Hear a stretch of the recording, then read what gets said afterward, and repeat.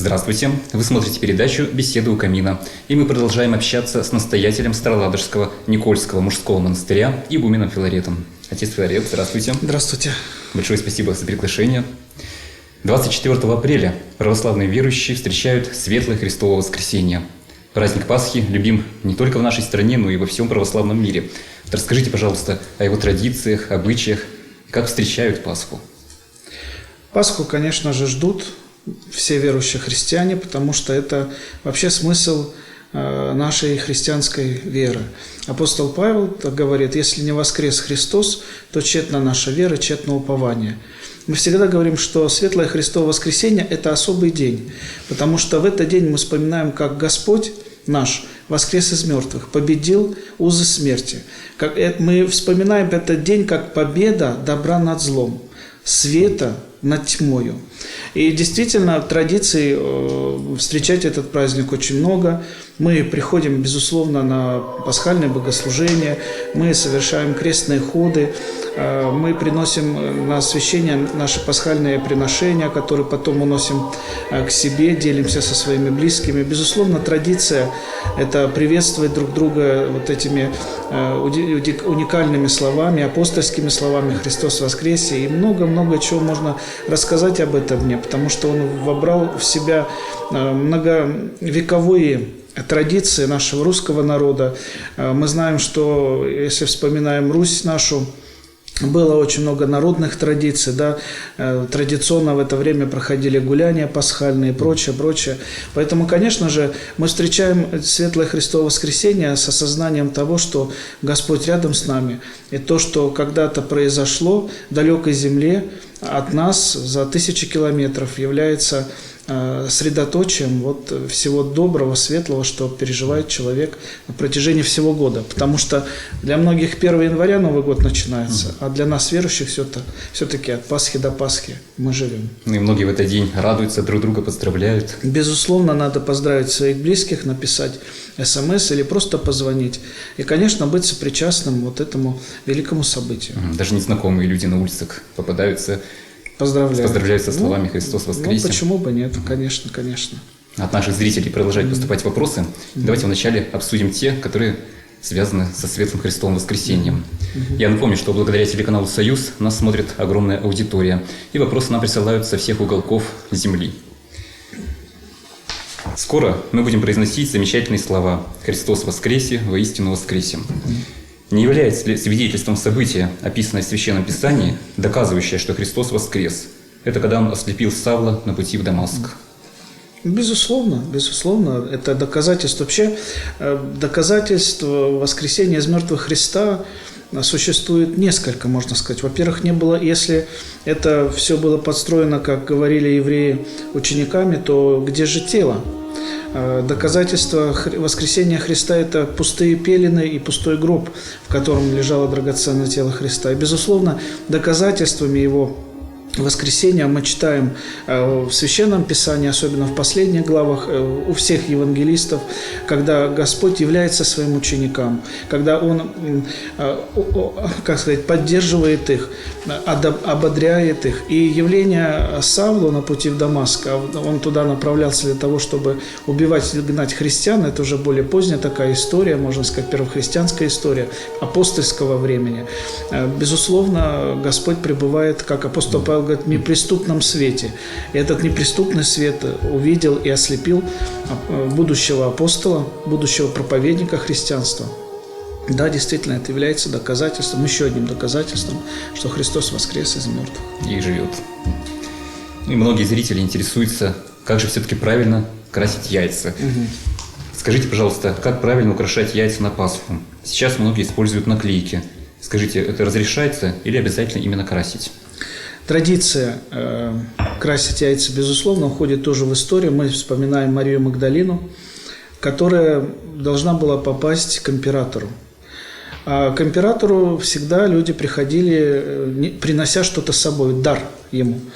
Вот у нее ничего не было, кроме обычного яйца, которое она преподнесла, легенда такая, да, преподнесла императору. И Мария Магдалина рассказывала ему о том, что сама была свидетельницей, да, о том, что Христос воскрес из мертвых. Тогда император усомнился и сказал: это невозможно, чтобы кто-то смертный воскрес. Потому что так же невозможно, как твое белое яйцо превратиться в красное. И тут же на глазах произошло чудо. Яйцо обычное превратилось по цвету в красный цвет. Поэтому, безусловно, это тоже наша традиция. Люди могут использовать различные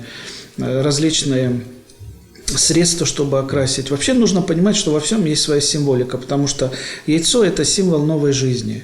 Потому что вот эта скорлупка, которая, значит, все окутывает собой, это те каменные стены пещеры, в котором лежал Христос, который воскрес из этой холодной каменной пещеры. Поэтому все в христианстве символично. А как красить, уж люди пускай выбирают сами. Ну, многие используют луковые перья, яйца окрашиваются это в такой традиционно. рыже-красный. Я тоже вспоминаю свое детство и вспоминаю своих родителей. Безусловно, вот то, что было тогда в советское время нам, значит, доступно, это, конечно, шелуха. И окраска мне больше нравится, чем другая. А как вы относитесь к яйцам Фаберже? Вот Фаберже. Ну, это произведение искусства, конечно. Тоже делалось специально ко дню праздника Пасхи, поэтому тоже интересная традиция дарить такие подарки. А вот традиция, когда люди на Пасху друг друга стукаются яйцами. Это всего лишь наша традиция. Она идет вот из тех гуляний, потому что было много игр, много забав у русского народа, катание яиц там с горки, еще что-то. Да, то же самое, это всего лишь традиция нашего русского народа веселиться и через это веселье прославлять воскресшего Христа. А еще у меня бабушка оставляла яйцо на Пасху и целый год хранила его у свечницы. Ну, есть такая тоже традиция. Есть тоже такая традиция сохранять как знак воскресения Христа. Оно, понятно, усыхает со временем, да, теряет свои, так сказать, какие-то естественные стороны. Но вот есть такая традиция, так же, как хранить, допустим, вербу от освящения к освящению, из года в год. А потом его бросают в речку. Еще вот ну, так было принято. Это уже, да, можно и бросать в речку, можно непопираемое место. Вообще, если у нас есть святыни, которые приходят, допустим, в какую-то негодность, икона теряет лик, то, конечно, это придается или сжигается, или в непопираемое место. Отец говорит, не могу не спросить об одном удивительном событии, которое случилось совсем недавно. Житель Волхова, буквально на днях, обнаружил интересный предмет. Это старинный артефакт в виде православного креста, которому уже больше 500 лет. Он эту находку отнес в ваш монастырь. Вот расскажите, какова судьба теперь? Это не первая находка, потому что прошлый год в мае где-то пришла тоже к нам женщина, которая также копала огород, как и этот человек, и на своем присадебном участке нашел вот такую вот вещь, да, потому что все равно земля, она свое отдает. Вопрос другой. Безусловно, мы понимаем, что эти вещи очень ценные и в плане исследований дальнейших и прочее. Поэтому я думаю, что впоследствии, потому что у нас много таких ценных вещей, которые люди приносят в монастырь. Мы не можем им запретить это делать. Поэтому мы собираем это как коллекцию. Я думаю, что впоследствии мы обязательно проведем переговоры с Институтом археологии, который располагает в Санкт-Петербурге, и будем просить, конечно, сделать здесь у нас археологический отдел или археологический кабинет, чтобы можно было вот те вещи, которые люди находят, приносят. Это просто находки. Люди не используют специальные металлоискатели или специально, да, как черные копатели мы их называем, которые нарушают законодательство Российской Федерации. Это то, что находят люди. А у нас земля древняя, поэтому даже вот у нас наступает весна, и мы обязательно на своей территории что-то обязательно находим. Поэтому обязательно мы хотим со временем сделать это в отдельный каталог. Я думаю, что управление института пойдет навстречу. Но если нет, думаю, найдем другие способы, чтобы вот эти вот находки, вот эти вот святыни не просто лежали в музее, да, а еще приносили, безусловно, пользу. Нашли применение. Конечно, нашли применение, были описаны и внесены в каталоги, потому что я понимаю, насколько это очень важно. Археологические вот эти находки, они зачастую бесценны. Отец говорит, а к нам поступил еще один вопрос, который касается воспитания и воцерковления детей. Человек спрашивает, как привлечь детей к церкви, к вере. С чего бы я ответил на с чего бы я начал отвечать на этот вопрос? Прежде всего, безусловно, о крещении детей. Часто люди, не понимающие всего происходящего, начинают осуждать, вот, что вы детей несете, маленькими крестить, вырастет, поймет. На самом деле мы крестим осознанно своих детей, по вере родителей и восприемников. То есть родители верующие, православные христиане, они хотят ребенку передать не только материальные составляющие, не только сделать его воспитанным, правильно одеваться, сосуществовать в этом обществе. Да? Они еще передают ему духовную сторону жизни. Каким ты должен быть, как ты должен поступать, как ты должен мыслить, что ты должен отвечать, когда ты встречаешься в этой жизни, или с несправедливостью, или наоборот, с какой-то добротой. Поэтому, безусловно, детей воспитывают. У каждого, наверное, в каждой семье свой есть секрет. Секрет воцерковления. Ходят постоянно всей семьей на богослужения по субботам, воскресеньям.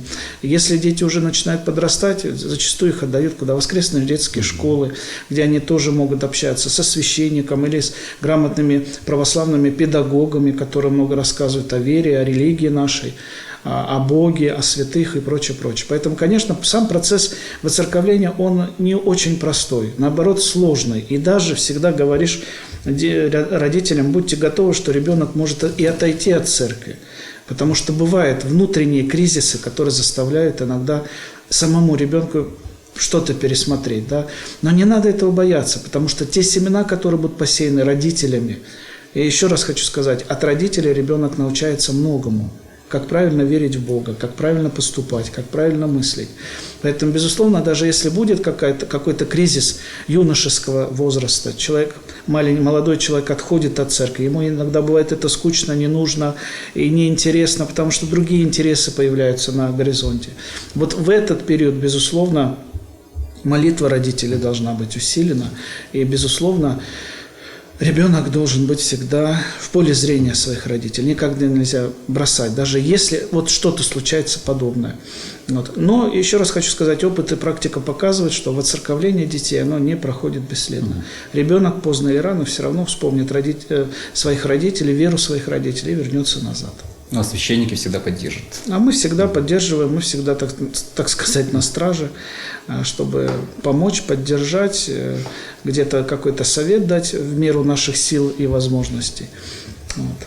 У нас есть интересный архивный сюжет, снятый еще в 1998 году в храме Иоанна Предтечи на Малышевой горе вот, на эту тему. Давайте посмотрим. Мы снимали эти кадры в минувшее воскресенье в церкви Иоанна Предтечи в Старой Ладоге, в единственной действующей там церкви.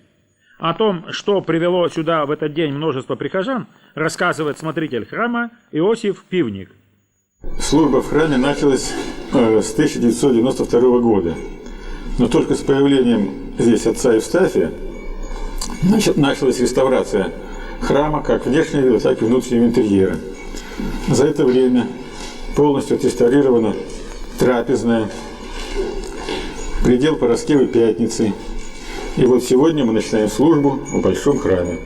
Правда, там еще не все окончено, но все-таки за это время удалось сделать так, что уже можно проводить службу. В храм Иоанна Предтечи приходят не только ладожане. Едут из Волхова, Волховского района и даже из Санкт-Петербурга. Очень много детей приходит сюда. Они помогают вести церковное хозяйство, поют в церковном хоре. Детский хор под руководством опытного регента репетирует регулярно. И есть девочки, которые поют вполне профессионально. Они ездят по храмам, монастырям, узнают очень много интересного и полезного. Только в прошлом году появились в храме колокола. А свои звонари уже есть. Научились в других храмах и теперь плывут над Старой Ладогой, как встарь, колокольные звоны. Для детей организуют в храме праздники. Раз в году, 29 декабря, разыгрывают так называемое печное действо. И это у такой прекрасной настоящей печки. Разыгрываются и библейские сцены, в которых дети и взрослые участвуют с удовольствием. Происходит все это в прекрасной трапезной. Здесь после службы может отведать даров Господних любой прихожанин совершенно бесплатно. Об этом заботится Александра Прокофьевна Антонова со своими многочисленными помощниками. Настоятель храма отец Евстафий особо почитает безвинно убитых детей последнего российского императора Николая II. Прекрасный портрет старших сестер Татьяны и Ольги на почетном месте в трапезной. Вот на таких примерах высокой духовности и воспитывают здесь ребятишек. И не только в самом храме. Вместе с наставниками ездят они в театры и музеи по историческим местам нашей Родины. Отец Филарет. Продолжаем отвечать на вопросы зрителей. Вот вопрос прислал человек, который не представился. Хочу исповедоваться в своих грехах, но стесняюсь священников, ведь они тоже люди. А наш поселок маленький, и все друг друга знают. Скажите, можно ли прийти в храм и исповедоваться перед иконой без участия священника? Исповедоваться, конечно, можно. Даже у нас существует в конце вечерних молитв повседневное исповедание грехов, где мы просим у Господа простить нам все те, можно сказать, мелкие, но небольшие грехи, помышления, которые мы совершаем на протяжении всего дня. А что касается исповеди, то, безусловно, это таинство не может совершаться без присутствия священника. То есть священникам Бог еще во времена апостолов, через апостолов священникам дается власть вязать и разрешать грехи. Прощает Господь, ослабление влияние греха на душу человека, безусловно, совершает священнослужитель. Вы можете прийти, конечно, в храм помолиться перед иконой, но это не будет таинством, это будет ваша всего лишь покаянная молитва, которая имеет место быть, и она действительно Богом принимается. Но все-таки не надо этого стесняться, потому что вы же все-таки, когда идете к врачу незнакомому, вы же не стесняетесь сказать о своих телесных недугах. Некоторые стесняются. Даже некоторые, возможно, но все равно мы идем к врачу, и даже если болеем какими-то болезнями, которых не поделишься, все равно мы врачу должны сказать все симптомы и прочее. Вот так же здесь о духовных болезнях не надо стесняться говорить священнослужителю, потому что он на это и поставлен. Большой город, маленький город, я все понимаю прекрасно, но нужно преодолевать в себе вот это вот несвойственный страх. Дальше Степан из города Красноярск пишет. У него 3 вопроса, связанные с монашеской жизнью. Вот интересуется. Монахи при постриге меняют имя. Скажите, отмечают ли они свой день рождения или именины? Конечно, отмечают и день рождения, отмечаем, и, конечно, именины, имя, которое человек носит. То есть, которое имя по паспорту? И по паспорту, и которое дается при постриге. Получают ли монахи пенсию? Социальные выплаты. Так как мы являемся гражданами Российской Федерации, безусловно, мы должны соблюдать законодательство, поэтому священнослужители, как и другие работники религиозных организаций, они могут быть оформлены и получать определенную зарплату. Вопрос в том, что мы не можем рассчитывать, потому что церковь живет за счет пожертвований, мы не можем рассчитывать, сколько пожертвований принесут сегодня или завтра, а от этого зависит размер. А размер оплаты налогов, он всегда одинаковый, он должен проводиться в срок и согласно тем минимальным заработным платам, которые имеют работники религиозных организаций, монастырей или приходов или храмов. В основном, конечно, если приходят работать люди, они несут, так сказать, послушание добровольцев и получают тоже пожертвования. В основном это делается так. А что касается монахов, то, конечно, те, которые должны заработать стаж и со временем получать пенсию, для этого наш монастырь, в том числе, все делает возможное по закону. И 3-й вопрос. Почему священников хоронят внутри монастыря? Откуда такая традиция? Это пошло действительно из истории, наверное, потому что строился храм, а вокруг храма всегда возникало кладбище. Практически всегда тогда. Кладбищенские храмы мы знаем, которые повсеместно, так сказать, усеяны в наших глубинках.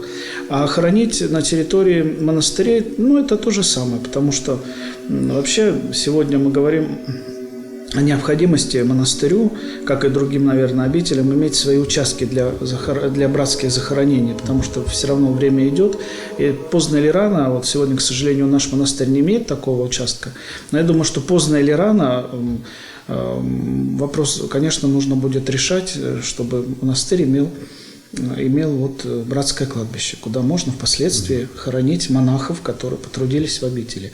Где это будет, на территории или за территорией, на местном, так сказать, погосте, или это будет в каком-то другом месте, это нужно решать дополнительно. Дальше Анатолий из Волхова спрашивает, кто создал Бога? Бога никто не создавал, Он всегда есть, был и будет. Бог есть само, вот как Бог вечен, то есть вечен тот, кто не имеет начала, не имеет своего окончания, вечность, вот так же Он. Бога никто не сотворил, Он всегда был, есть и будет. Дальше Иван из Москвы. Еще недавно я думал, что жизнь бесконечная, и я буду жить всегда. Со временем понял, что когда-нибудь придется покинуть этот мир. Но я этого не хочу. Я очень люблю жизнь. Скажите, почему Бог создал человека смертным?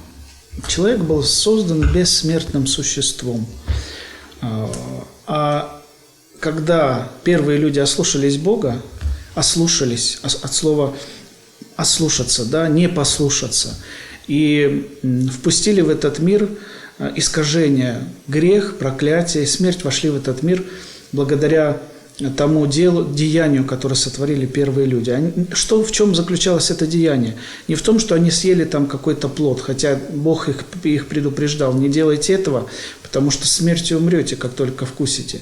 Но они допустили мысль, что мы тоже хотим быть богами.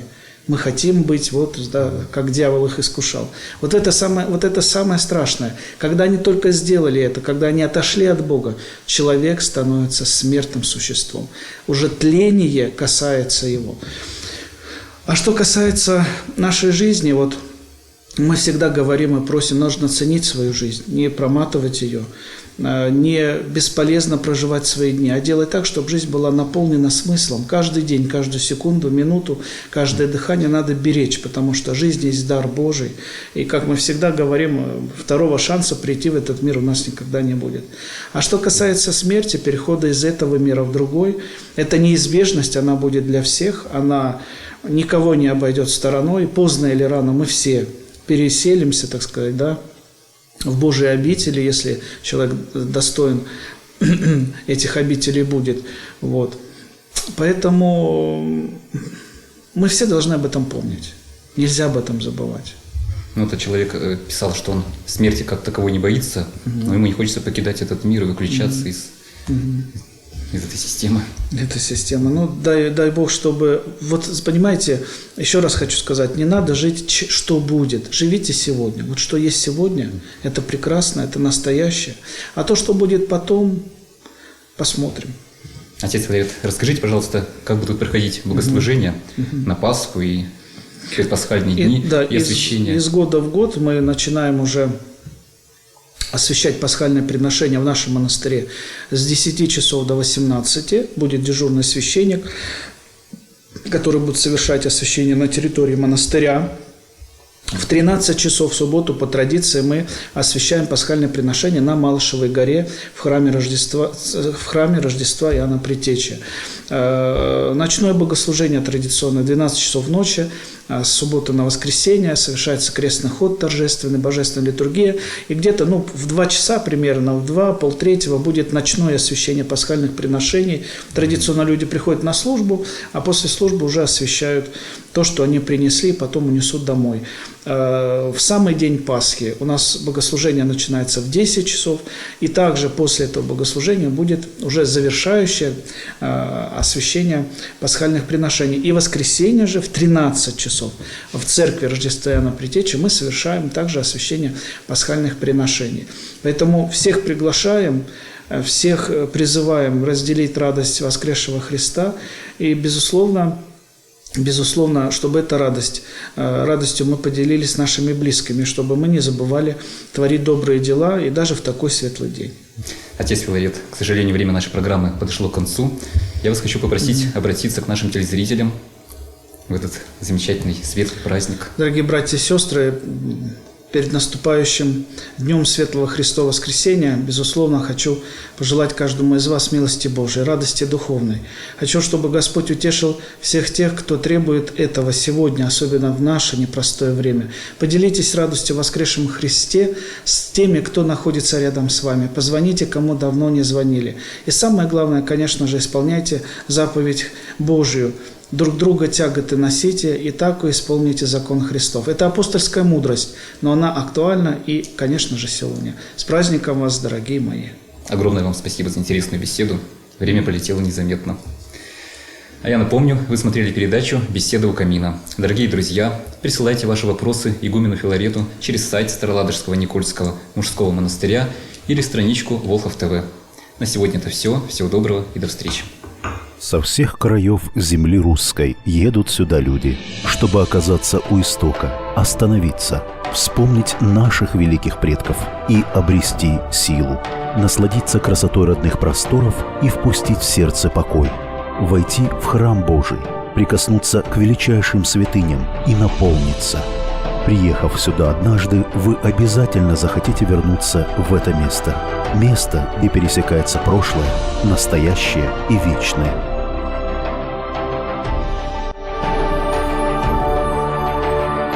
Вас приглашает в незабываемое путешествие Никольский мужской монастырь в Старой Ладоге.